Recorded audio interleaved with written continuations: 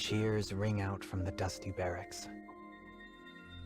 In a shift from the tense atmosphere on the eve of their operation, the soldiers now laugh easily with each other as they celebrate the great victory they have won. Cheers! Golden ale flows freely and without formality of rank. The men drain glass after glass, scarcely noticing how much they are spilling in the process. Their unit had secured a miraculous victory, and this party is their reward. But they are drunk on more than ale this night. They took on an impossible mission and came back alive, and this fact alone makes their heads swim and their speech giddy. Men brag of their accomplishments in battle. They brag about the beauty of their wives. Every lip is loosened and free. Apparently, some of the soldiers even earned promotions for their valor on the mission. But inside this bright atmosphere, a single young soldier sits apart from the others, with a glum look on his face. He had infiltrated the enemy base alone, against the orders of his direct commander, and slain the enemy captain. Though their victory was due in large part to this deed, his actions were still troubling. No matter how well it had turned out, he had ignored a direct order from a superior. A court-martial would be unsurprising. That he did so because of a personal grudge is perhaps the most troubling fact of all. By all rights, he should have died on that battlefield. But his life was saved by his fellow soldiers, and especially by the quick thinking and bravery of the very captain whose orders he was so quick to disregard. Regardless, the boy sits alone, not bothering to thank the men around him or share a meal or drink. His mind is still back with the enemy commander, the same man who killed his parents so long ago. After years of chasing him, the boy had finally cornered his target and plunged his weapon into his heart, along with all of his hate. But the fall of the curtain on his revenge was hollow. He felt no exhilaration, no accomplishment. Instead, he was left with the empty bones of a past he could never reclaim. With that gloomy sadness filling the boy's head, the dying enemy captain spoke to him. He told the boy something that turned everything he'd ever believed on its head. And now, he sits among his celebrating fellows and replays the words over and over again in his mind. The secret of my birth, my past, my true father. It is so far-fetched as to stretch the bounds of credulity, and yet he is unable to set it aside. The boy stares blankly into space. The drink in his hand has long since grown warm, but he pays it no mind. Suddenly, a brawny soldier approaches him. Ignoring his troubled state, he plops down beside him with a most inconsiderate thud. This man had always treated the boy harshly, more like an enemy than a fellow soldier in the ranks. "You here to pick another fight?" asks the boy. He can't even bother to lift his head for the query, feeling all the more gloomy from the man's presence. "Fight? No, boy. I'm damn proud of you." The boy is shocked to hear actual praise coming from the man. So shocked that he looks up in spite of himself. There's a slight hint of envy in the words, as if the man wishes he had the guts to disobey orders and sneak off to kill the enemy.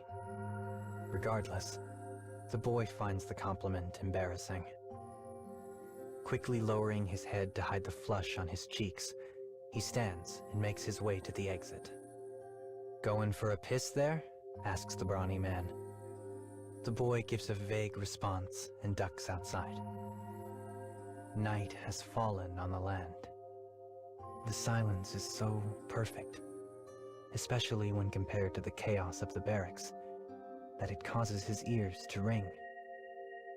Camaraderie and banter did not come easily to him by nature, But that is not the reason for his discomfort this night. He has so many things to think about. And here, in the dark, his thoughts are free to run rampant. He stands there for a long time, until a sound finally causes him to turn around. An injured soldier is behind him, leaning on a crutch. He looks at the boy and cuts straight to the point. "So, what were you doing in the enemy camp?"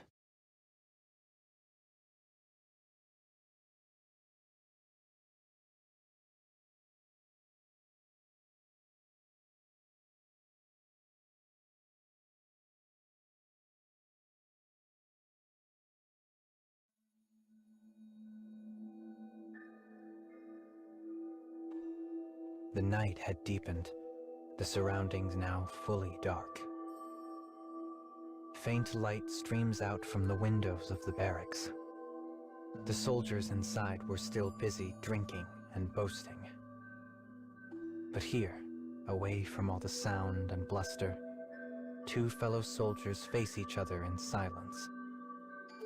The boy studies his unexpected visitor. He is young, with strong features and a shock of blonde hair. But his most noticeable characteristics are his blue eyes, which seem to shine with their own inner light. The boy usually pays no mind to the appearance of others, but even he remembered that distinguishing feature. He is one of the soldiers who received a promotion. Recalling that, the boy's puzzlement only grows. Gazing upon the soldier before him, he thinks back on the question he was asked. He asked me what I was doing in the base. We're not even particularly close, so why is he starting this conversation with me? And why did he wait until we were alone to approach me? I can't answer you unless I know why you're asking. The blue-eyed soldier stares back at him. Then, after a moment, he begins to tell his tale.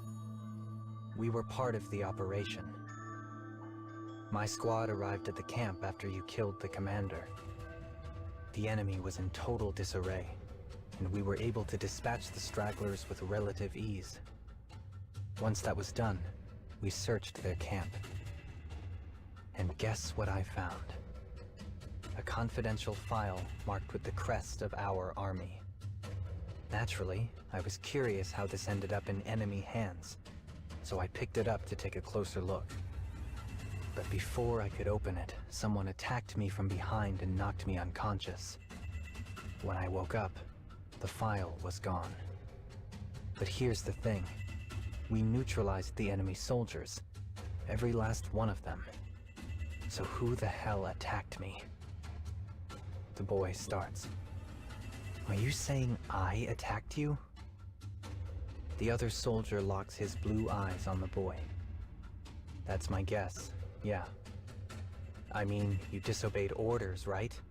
Infiltrated the camp and killed the commander all by your lonesome? Even you have to admit that's suspicious. So I'll ask you again. What were you doing in the enemy base? When the boy finally speaks again, he chooses his words carefully. He tells the blue-eyed soldier how his parents had been killed when he was young. How the killer was the enemy commander. How he became a soldier specifically to find that man and end his life. And how he didn't care if he would end up court-martialed, because his revenge would be worth any price. The blue-eyed soldier remains silent. It's as if he's trying to discern the truth in the boy's words. Silence settles between the two soldiers.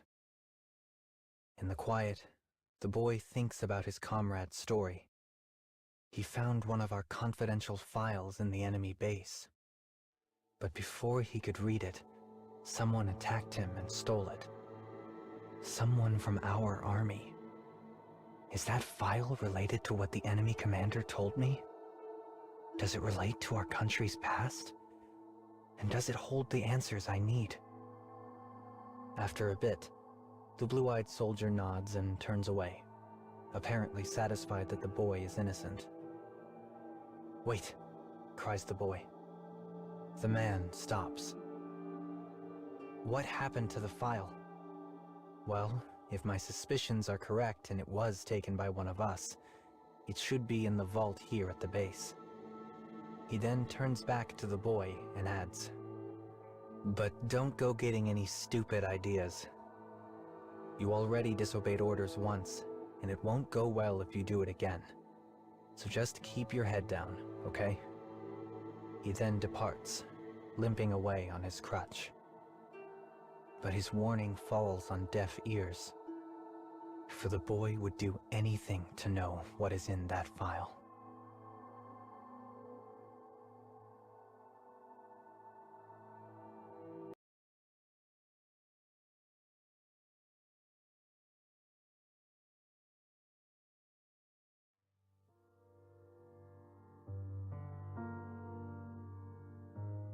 Why did he tell me that story in the first place?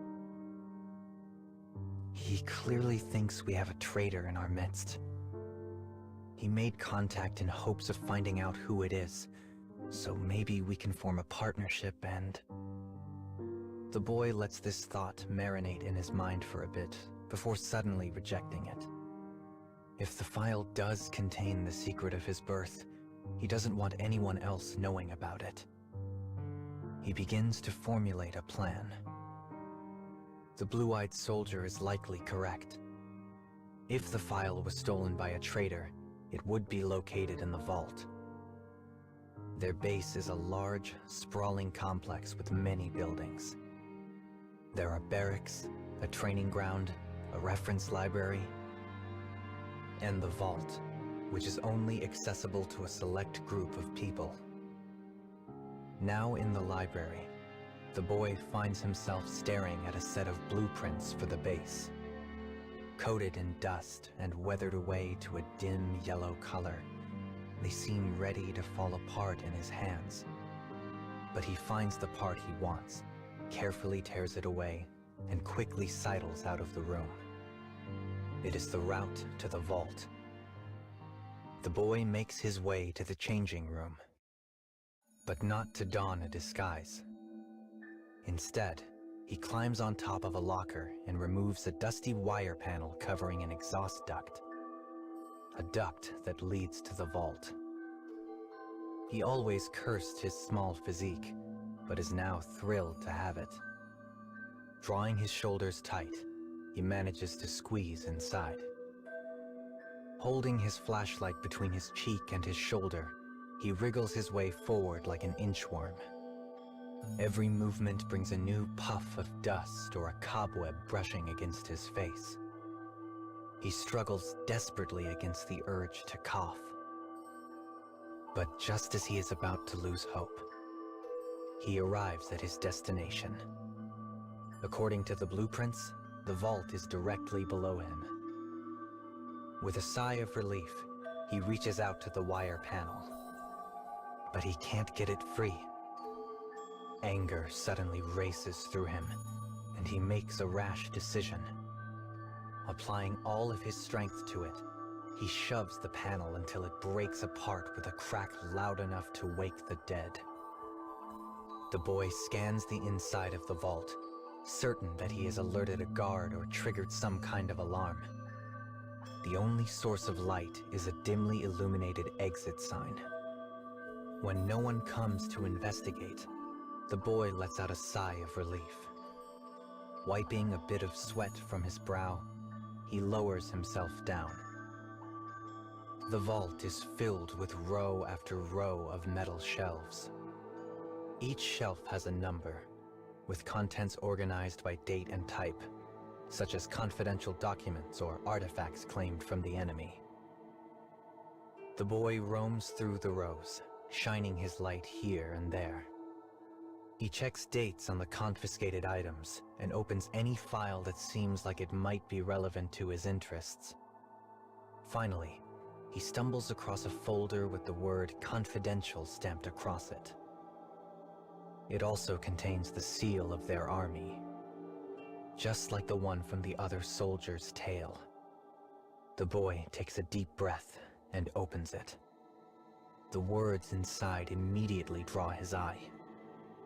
Infant abduction strategy. His heart begins to race. With a single trembling finger, he reaches out and slowly turns the page. It is a complete accounting of his country's actions. The plan was designed to create powerful soldiers. They researched genes from people across the world, looking for those with the traits they sought. Before long, they had a pool of possible recruits. Once an infant was found from a desired genetic line, they were kidnapped and raised as one of their own citizens. Everything the enemy commander had told him was true, and with each line he reads, the boy's long-held beliefs collapse. It is a pain unlike anything he has ever felt.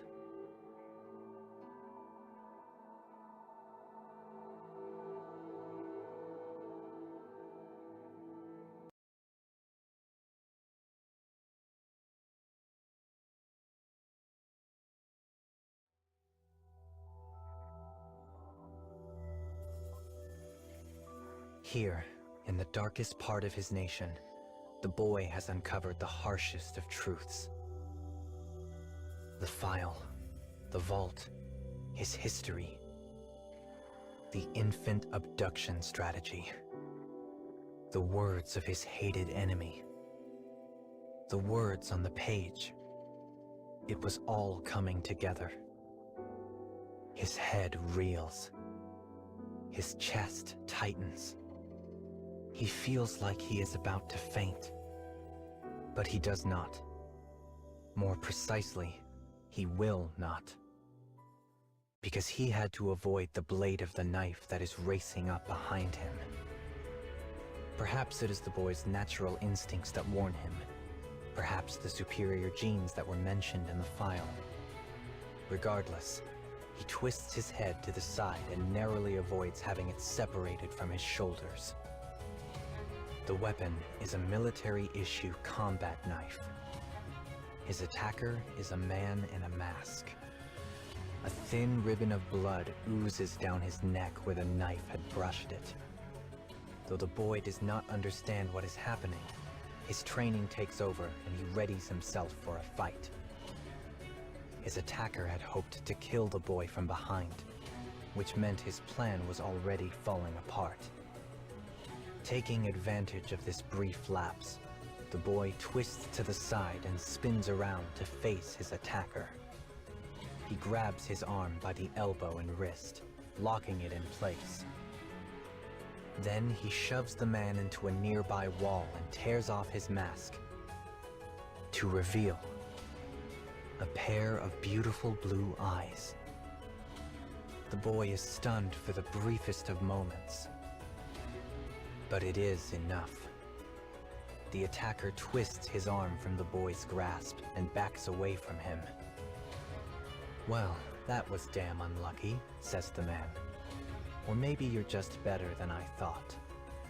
Also, I thought I told you not to get any stupid ideas." It was true. The man had given him a warning.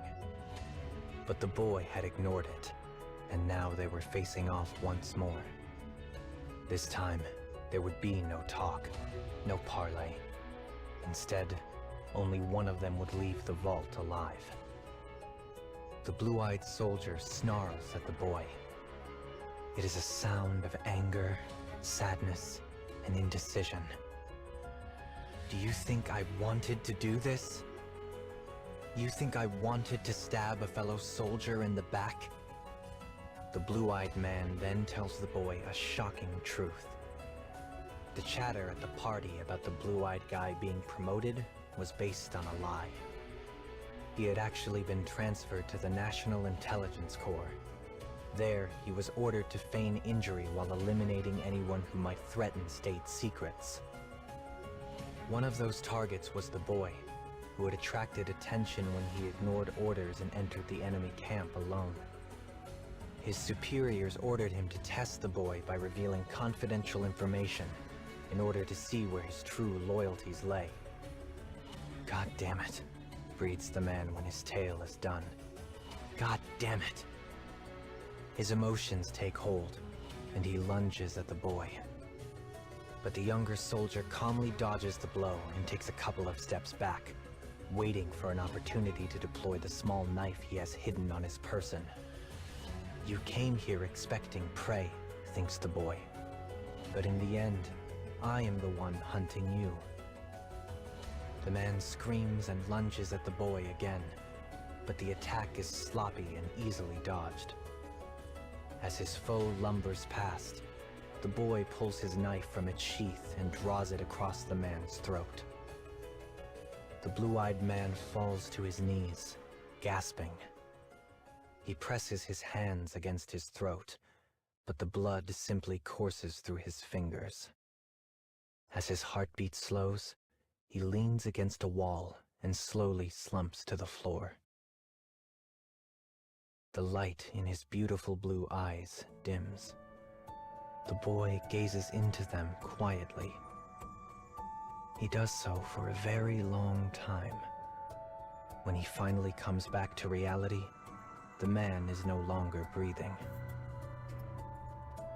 Sheets of paper from the file are scattered at his feet.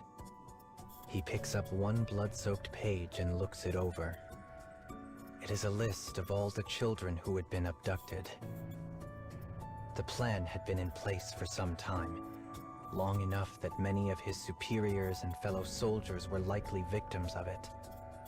They had been stolen from other countries, incorporated into a new nation, and given fake lives, just as he had been.